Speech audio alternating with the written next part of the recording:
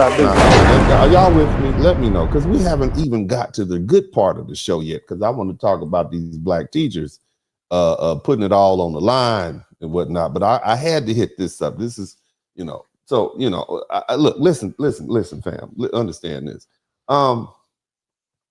There's a dangerous and deliberate misunderstanding in how we discuss race and oppression in America. And recently, as you saw, he's a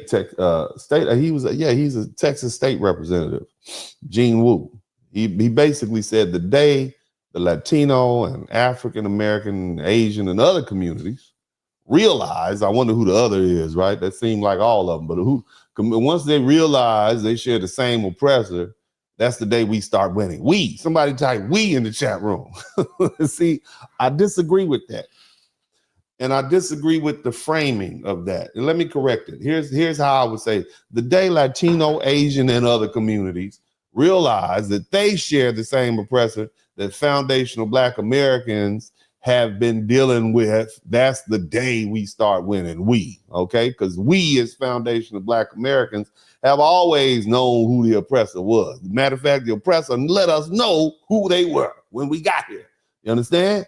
And we've never been confused at all. But we find time and time again is that when we fight for justice and we break down barriers, when we do that, okay, everyone benefits. And when it's time for others to stand with us, there's hesitation, there's silence, and worse, there's betrayal. You understand me? We were the ones that got the Hart-Celler Act of 1965 passed with the help of our great civil rights leaders. And as soon as y'all came over here, y'all just start practicing anti-Black racism against us, right? And to take a look at the Asian Americans and their opposition to DEI at Harvard, right? Think about how Latinos treat Afro-Latinos in their own countries, whether we talking about Colombia, Brazil, or wherever, okay? We put in the work, but when it's time to reciprocate, we stand alone. Now let's talk about what's really happening. Let's talk about it. There's a reason why certain groups are suddenly acknowledging the historical support they receive from African Americans. It's not gratitude. It's about survival. They see the shifting political environment. They see old D-man Trump back in office, and they see the rise of a racially charged environment. You understand? Shout out to my man TIQS. Good looking out. And specifically when we talk about anti-Asian hate and the resurgence of this hardline nationalism. You understand? And now they want to come back and build coalitions. They want to build now. Where was that energy before? Where was that when Black folks were under attack for the past 15 years and whatnot? Trayvon Martin, half the country, hell, majority of the country sided with Zimmerman. Huh?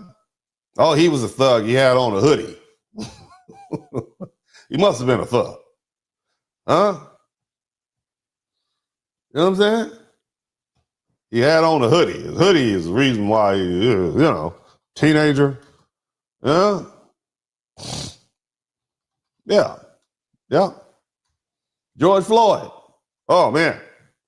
He was on drugs at the time. Had nothing to do with the knee, right? Nothing to do with the knee on the back of his neck for 9 minutes. Oh, no.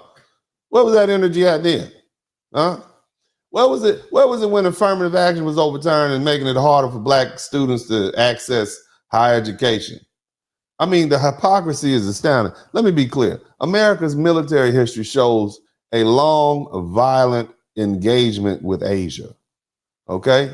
You are the model. You call yourself the model minority. You think white folk like you? Look at all the blood spilled on the Asian continent. Nations destroyed. The Philippine-American War.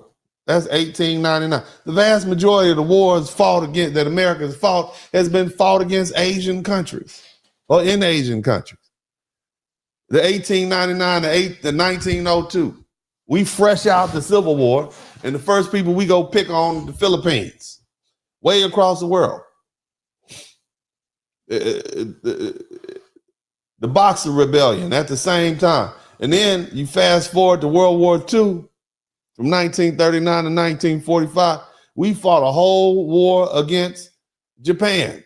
Annihilated those people, dropped the atomic bomb, 2 atomic bombs on them, Nagasaki and Hiroshima. Fat man and little boy.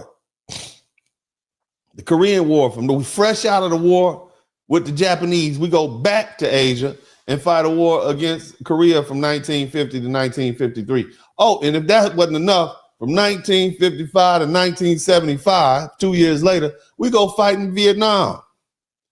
And now you got a war on terror. And although we say, well, you know, we're fighting in the Middle East to what? The Middle East to Asia. And yet, despite the history, many Asian Americans still uphold white supremacist ideals and call themselves the model minority while ignoring who has stood with them. Let me give you an example, a very rarely known fact. In the Philippine-American War that I mentioned, there's a gentleman named David Fagan. He was a black U.S. soldier, and he defected. He got tired of fighting against the Filipinos on behalf of the American government, and he defected to fight alongside the Filipinos in the Philippine-American War. His name was David Fagan. Look him up. He saw the same racist imperialism that foundational black Americans had endured and been inflicted on these other people, right? And he couldn't ignore that. And so he was not going to ignore that. Now, here's the thing. If you need proof that black people have been alone in this fight, look at the history books. It's there. You don't believe what you're dealing with? My model minority friends, the internment of Japanese Americans during World War II, the Chinese Exclusion Act from 1882, the National Origins Act from 1924, all of these were brutal injustices put upon directly to affect Asians. But we as black Americans fought for civil rights to undo those laws that later benefited not just Asians, but everybody. And yet, when it's time to return the favor, what do we get? Silence. And worse yet, we get active anti-black racism. You got a dude on the internet right now who spends all day showing videos of black people strung out on drugs and homeless people doing what drunk homeless people do, okay, to everybody.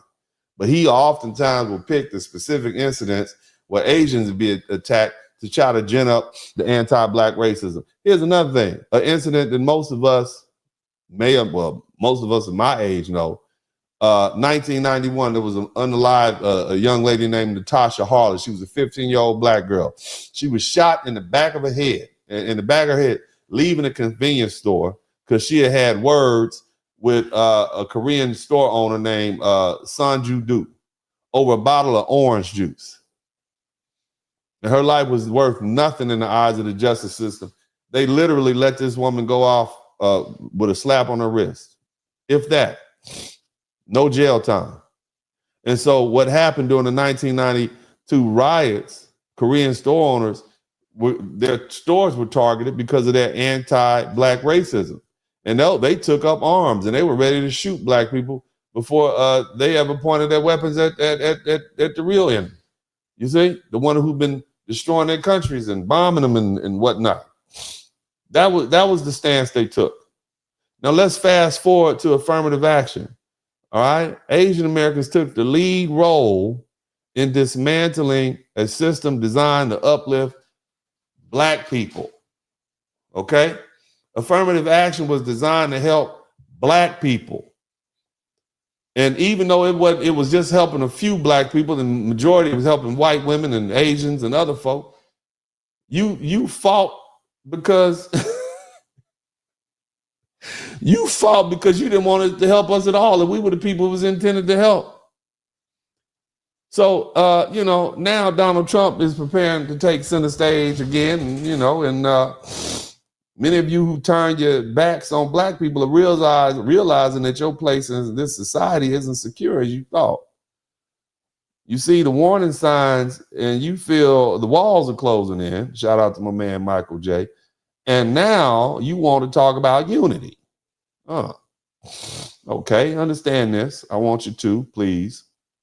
Black people will not be used again. We will not be the shield for people who ignore us when they're comfortable, but come running when they're under fire.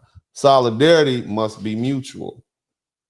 And if you want us to ever stand with you, then you better be ready to stand with us. What's up, what's up, what's up? Welcome to the broadcast. This is Uncle D. People wash their ass in the tub, Kamala Harris.